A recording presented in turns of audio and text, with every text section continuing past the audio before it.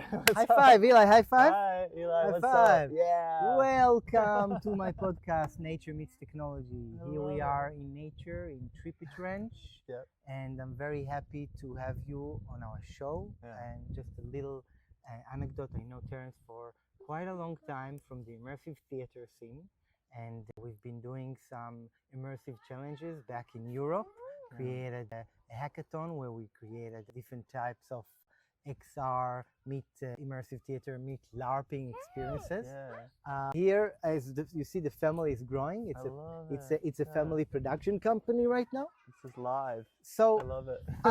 I want to tell you a bit about the format of the show. We were thinking Okay. about meeting inspiring founders Mm-hmm. who are working in the experience design space, in the technology space, XR, AI, Web3. So, Terence, tell us a little bit about yourself. Oh, this is great. So, like you said, we met doing immersive projects, and I started out as an actor that fell into immersive theater, and so started acting with the audience directly, and then that synthesized with learning meditation and learning improvisation, and combined all those in order to really discover my love for this interpersonal dynamics that happens when we create a moment-to-moment reality together in LARPs and in and just life, and just acknowledging life, acknowledging everything that happens around. I think there's so much that happens in the world that rather than dismiss it, like yeah.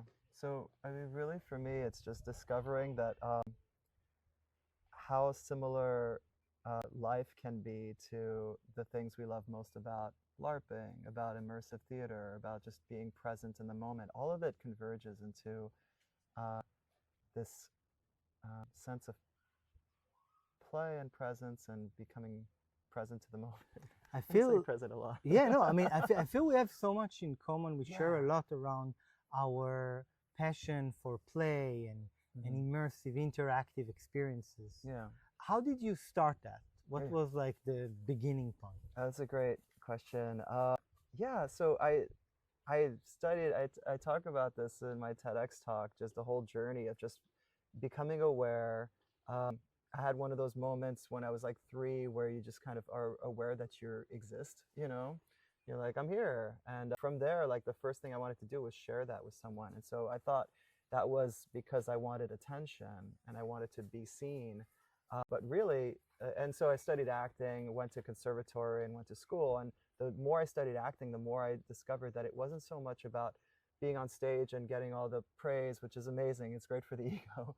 But it's also just about the going through life with just everything that you have and just existing. And so that is when it all converged with this sense of just being performing in shows, first with a scene partner, then the audience became my scene partner, and discovering that in order to have an immersive experience, it really is a sense of just having the audience member aware that they're immersed. What is immersive experience for you? Absolutely. So immersive, for me, it taps into what I learned about presence and mindfulness from meditation. Being aware that you're in a body, that you're in your senses, that you are effectively beyond your experience of being human, right? That's super big picture, but it communicated to me that really what we call immersive theater and immersive experiences, uh,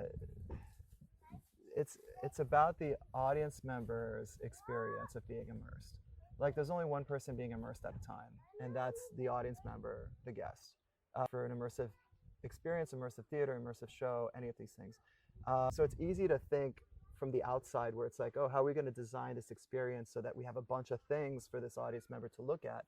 When really it all comes down to their individual experience of it. And once you start thinking that way, it illuminates and opens up all these creative possibilities for how do you make the experience immersive for the guest, for the audience member, you know, And how do you do it?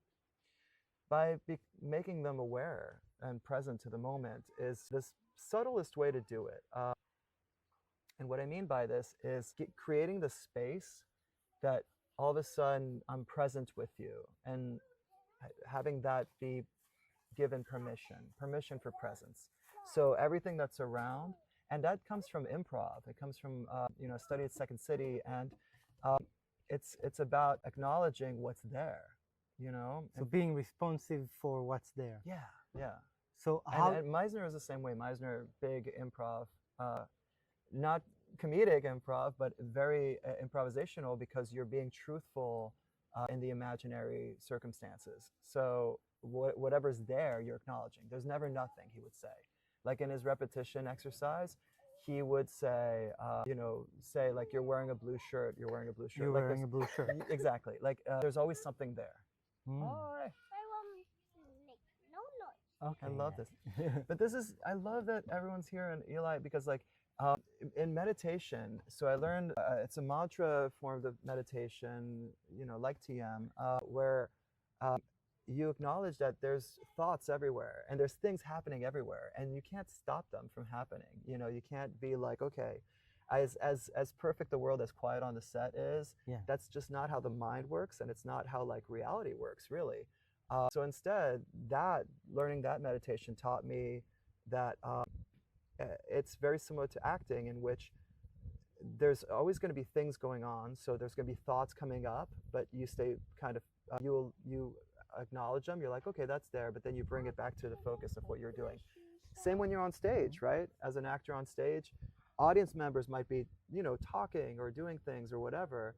It's more difficult to try to ignore and push out than it is to be like, okay, you kind of acknowledge, but then you bring your focus back to like the task at hand, right? Right, Eli? Yeah. And so it's, and it's there's a beautiful thing about like including everything, because then it becomes what the whole experience is about. Because otherwise, the not including becomes part of the experience. Does that make sense? Not including like the pushing out is your experience, versus just like acknowledge. It doesn't mean like it's what you wanted or didn't want, but it's more just like you acknowledge, okay, this is where we're at, this is what's happening. Very right much now. like the art of stand-up, like Sure. everything that exists here in the audience would become part of the show. Yeah, and I mean that's like a heckler, right? Like sometimes like a stand-up will acknowledge them, and that becomes kind of the big thing of the show. Certainly big on social media, but it's because life happens, and it's how people deal with life that is really interesting to people, I think. Where it's like, okay, this is happening, how are you going to deal with the situation? This is kind of, and I mean, who doesn't want to be on camera? That's the whole point. Right. There's Warren Beatty in this Madonna documentary said, like, of course, like being on camera is the most important thing. Like if it's not on camera, does it even matter? Right. If there's a camera rolling, you want to be in front of it.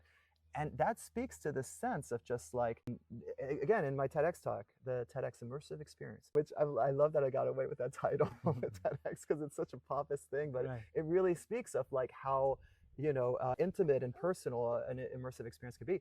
I talk about how immersing ourselves, what it gives us is the sense of existing, and then validation for this existence, like acknowledgement that we exist. So that's what being on camera does, is it basically, having a camera rolling creates that space of just like, I want to know. I love the play economy, gamifying existence, and just using these tools, because to have fun living life, which is, life is fun. There's so many enjoyable things about this experience. I love the idea of approaching life like an immersive experience, because it helps, it gives a good sense of play in the elements that come up inadvertently in life, of just like, okay, here we are, and this is all for you.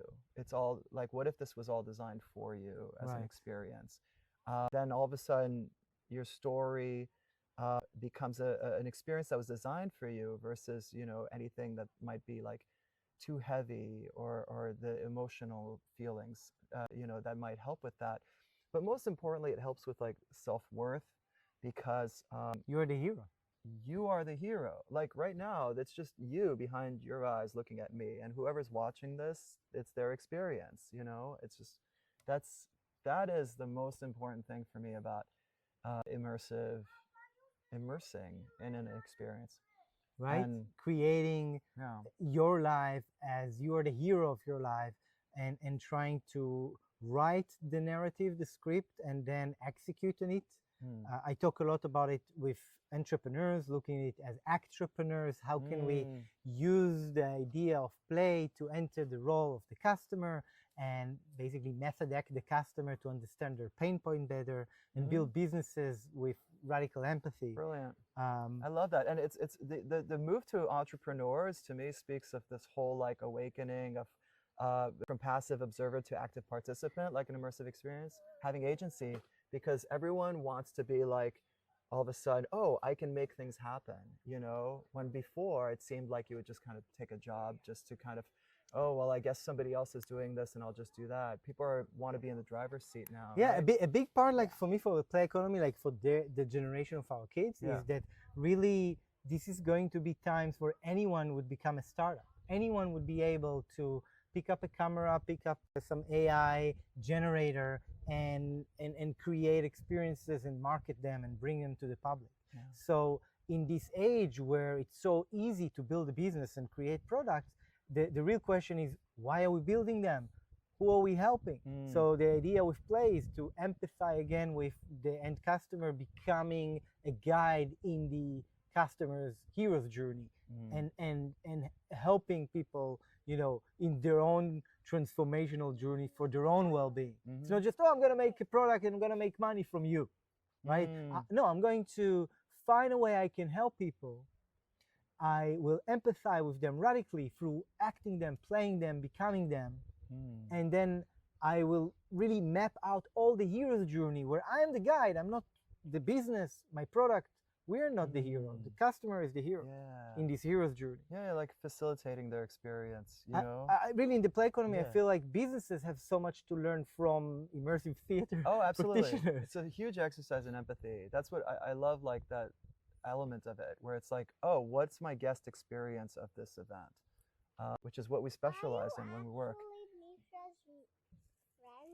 Yeah, Yeah. he's Misha's friend, Eli. Oh, that's cool. Right? Yeah. So Oh, what were you gonna say?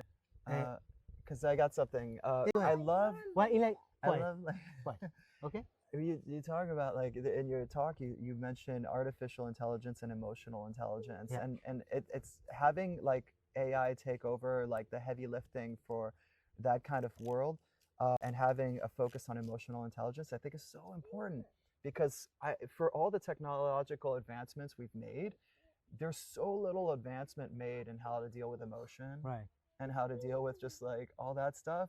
Right. It's baffling. It's crazy. It's people are just, it's still like woo woo new age, like emotions, whoa, what's that, don't deal with it, you know. Yeah. I'm like, this is the most important thing we as humans need to deal with. Play is almost still the forbidden fruit. It's absurd. It's ridiculous. People Or it's look reserved for like It's reserved just for the kids. kids, right? But, So, you know, somehow we need to work. We need to be serious. it's funny because like the kids want to work and like the adults want to play, you know. I mean, So, they simulate our life, and they grow up and they become from like a little toddler, like some genius. yeah. And we in one moment there's this stagnation. We are like, okay, no play, so no more simulation, no opportunities. Our narrative is written, and that's it for us. Yeah, it's like plays looked down upon like it's silly, It's silly. you know, when it is the most important thing. And I mean, it's the fertile soil of creative growth. Right. Okay, yeah. It's rare for people to be even given the space of feeling like acknowledgement and validation. So even just having any kind of interaction, I think there's like a trope in immersive theater where there's like the character comes to the audience member and says, "Follow me, you know, Right. come with me." Even being given that attention, you know, Like that's so rare for so many people, adults in their lives, go through their lives, and it's people are justifiably closed off to each other out of protection for various reasons, but creating that safe space where it's like, oh, in this space it's okay for a character to come up to you and say, follow me, or how's it going, how are you, oh, you're the hero, you help me on this quest, you know, things like that. The act of just interpersonal connection there is enough, you know, to change somebody's life and to make them feel like valued, you know. What happens to us when we play? If you look at Eli doing role playing right I now, love it. Well, right? What is what is playing is exploring. I mean, if you look at this life like an immersive experience, like a game, you're just discovering what works, you know. Look, yeah, he's got a monologue happening, and it's kind of like discovering he's what. doing several of the characters? Yeah, He's jumping in. yeah. I mean, it's so natural It's like when as you a child to jump in yeah. different positions. Like when you play a video game, when you first do it, you're trying to figure it out and you try different things. If you have like an instruction manual, you might have a guide as to like what to try, but otherwise you're just like, okay, well, this did something, so I'm going to keep doing that. You know what I mean? Same thing, you know, and it's awesome. And as we get older, we get more set, like, okay, well, I know if I do this sequence of things, then this happens and I'll just stick to that. Right. Because then it's kind of like, okay, I got my thing. I'm gonna. Like, I rehearse my role in life. I know kind of what I'm doing. I know my spiel. Yeah. And that's, I mean, it's understandable why there's so much information and data and stuff, and so many possibilities to life that you need at some point to just be like, okay, well, let me just do this and this and this, you know. So talking about gaming, you did several theater productions inside virtual reality. Yeah. Can you elaborate a bit about that? Oh my goodness, Tender Claws, yeah. Sam and Danny, they did a experience called The Under Presents, where they had live actors interacting with players in VR. It was on Oculus, now MetaQuest.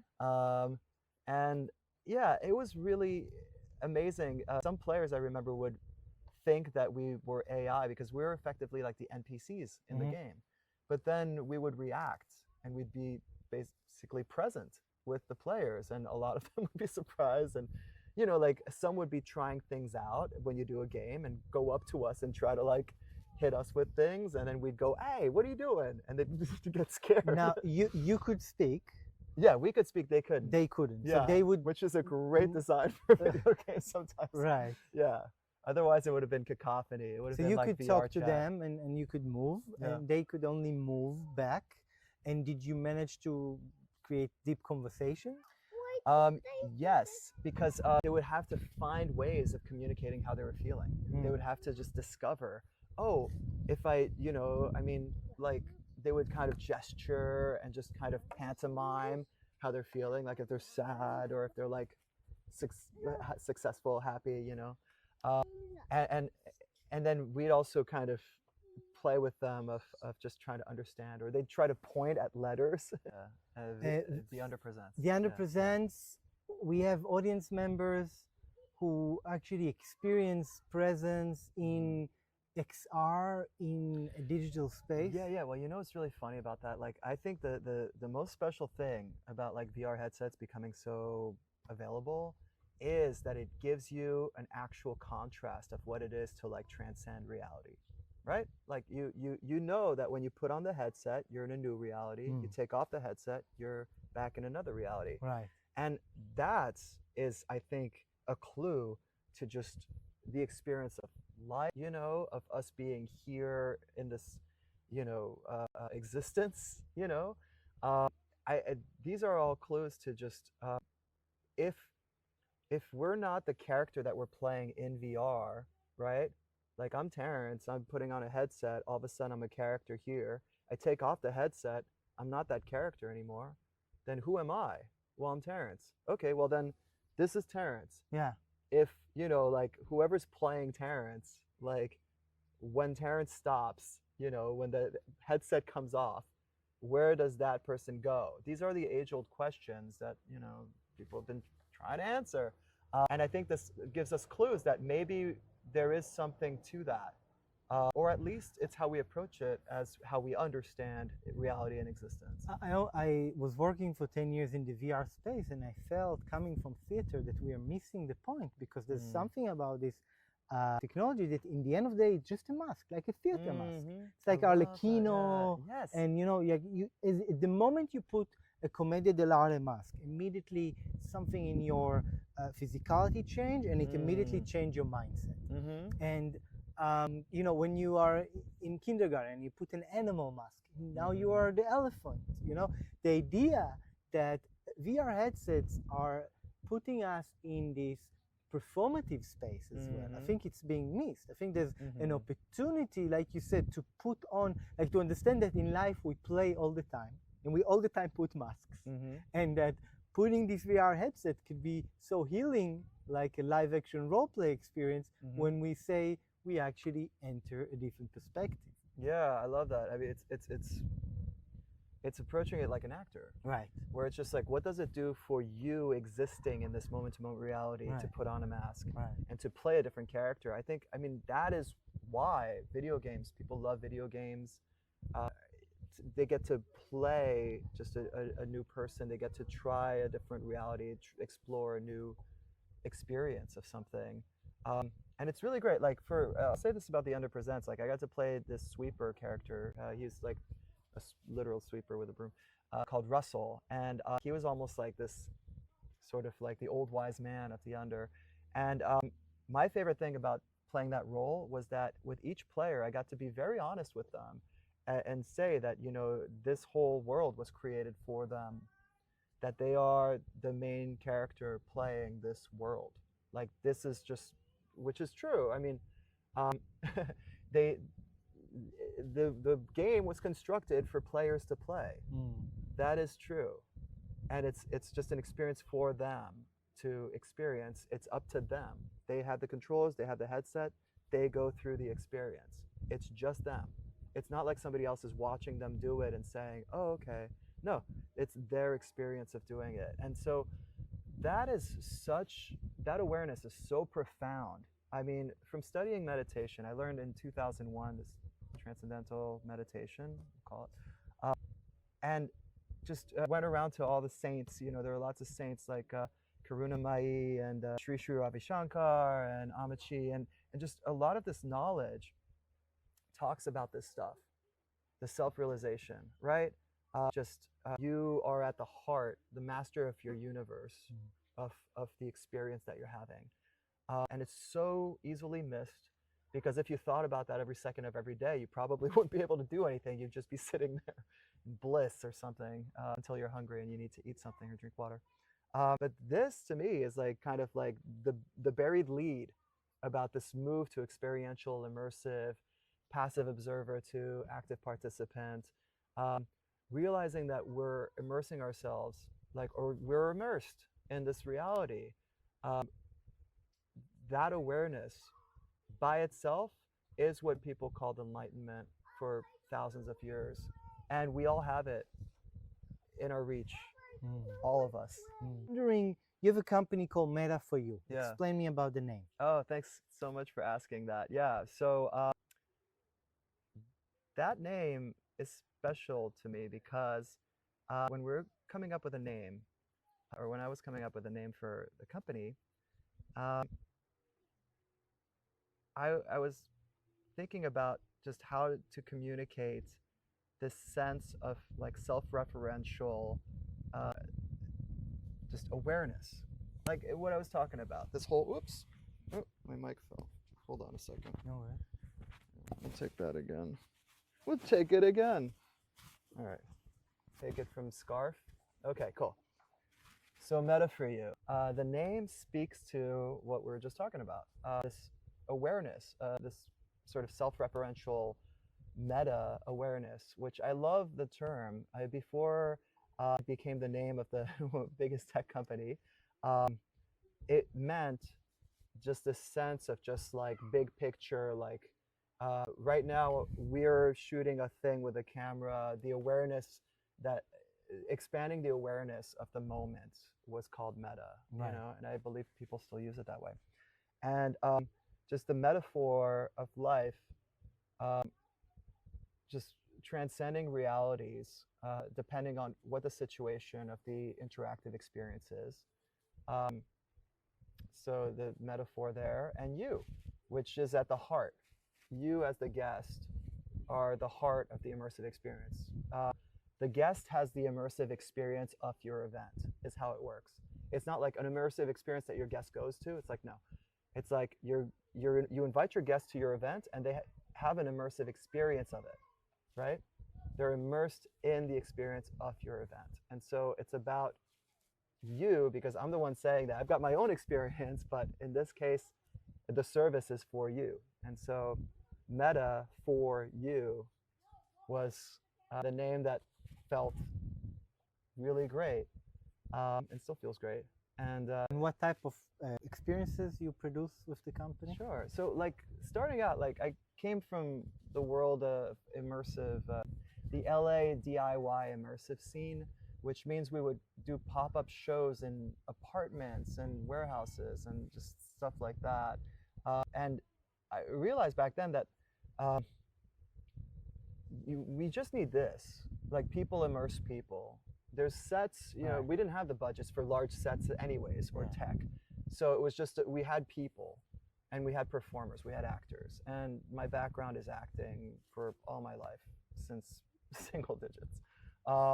And using this tool of just creating a moment-to-moment reality with your audience member, and inviting them to play with you in that world, in that reality, that was the main focus of like, okay, this is a service we can offer, is this. And it grew to what it is now, where it's like now we specialize in making the guest experience for live events more immersive. Mm-hmm. Because again, it's the guest has an immersive experience of the event. And so there's a lot of great people we work with and talented artists that create sets and sounds and lights and everything. And we focus on the people space. So we're interpersonal dynamics designers. Much like there's a sound designer or lighting designer, we design the people space. Right. Because again, like people immerse people. To me, it's always the most effective tool in creating a present reality with an audience member. You can immerse somebody in a space with like VR, with like sets and lights and sounds, but there's a different sense of being brought to the presence when you have another person there, another human there. And that's just the way we're built, I think, as creatures, as humans, is we seek for the other, like, where are all the other humans? Where are all the other people? Because it comes back to that sense of just when we're immersed, we discover we exist, we get that awareness, and then we want to share it with another per player, Right. really. I mean, that's the interesting thing, because Yeah. that's the element of social play. I mean, Yeah. we are actually, I talk a lot about play and role play and embodying yourself in someone else's persona, entering someone else's shoes, but there's nothing like entering a situation where you play with someone else Yeah. to create an immersion.